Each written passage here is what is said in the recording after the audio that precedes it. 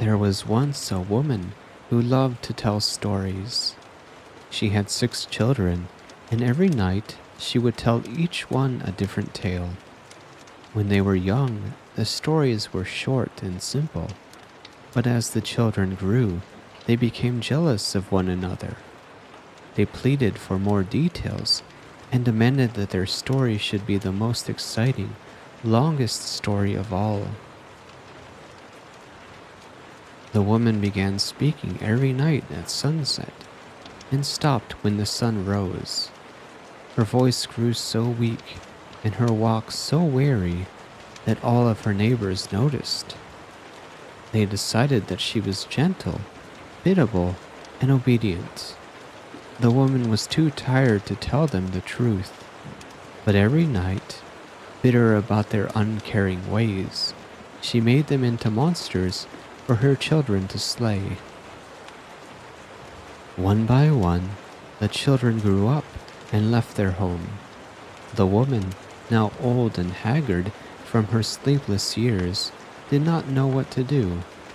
Her husband had spent so many years with his fingers in his ears that one day he had decided it was simpler just to go deaf.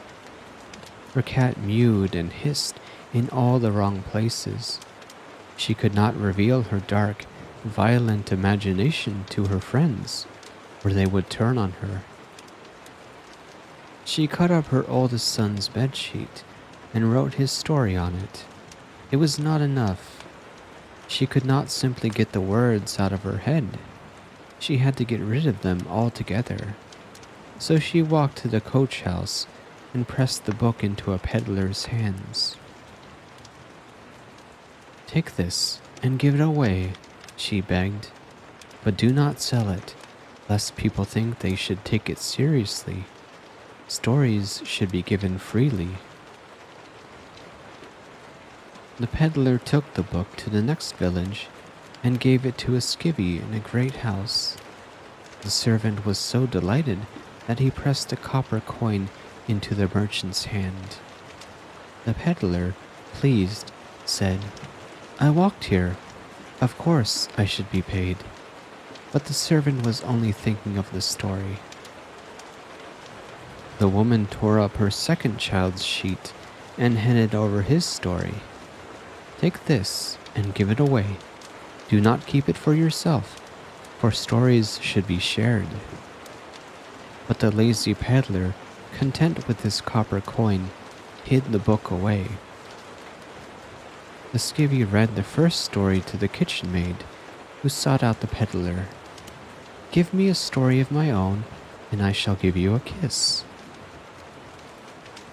The peddler returned to the old woman, and she gave him the third tale. "Take it and give it away.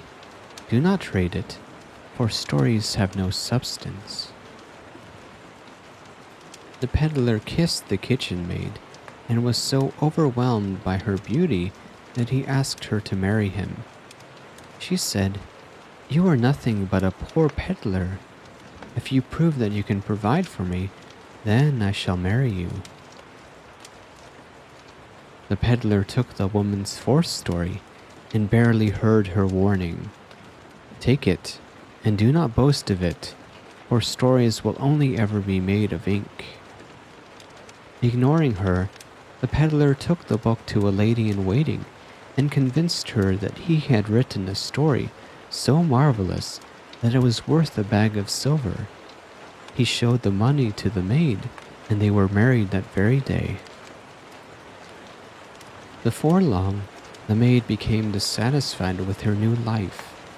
"We sleep in a wagon and eat nothing but sawdust bread. Give me a house, or I shall leave." By now, the old woman knew that the peddler was untrustworthy. When he asked her for the fifth story, she warned him, "Take this and do not rely on it. Stories change quickly as the seasons." But the man did not listen. He took her story to the prince, who had heard of the peddler's fame. He paid 5 bags of gold for it and was so thrilled to meet the author that the lazy merchant was puffed up with pride. Surely, he thought, I could sell my stories for 1,000 bags of gold. So he urged the prince to take him to the king. The prince laughed. How can I take you to my father? You're nothing but a peddler. You wear sackcloth and rags. The peddler was furious. He took the bags of gold and the bag of silver, and even the copper coin that the skivvy had given him. He spent every coin on silk and satin, on flashing jewels and gleaming pearls, and a pair of gleaming blue boots. Dressed in his finery, he returned to the old woman and ordered her to give him another story. This is my last one, she said, hiding it behind her back. Do not claim it as your own. Stories can haunt you. By now, the king had read every story his servants had collected. The foolish peddler, sweating in his bloody and muddy silks, opened the 6th story and read it aloud. As he turned the pages, he heard for the first time how dark and terrible the woman's stories really were. Trembling, he saw that the king's face was black with disgust.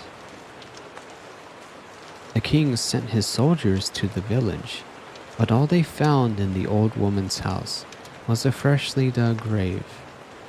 They searched the peddler's cart and found the story that he had hidden away.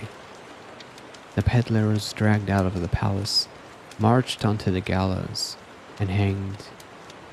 Afterward, the king opened the 2nd hidden story and began to read. It was just as bad as he had feared. He threw it into the fire with every other book and watched the first page char. Once upon a time, there was a woman who loved to tell stories. She had 6 children.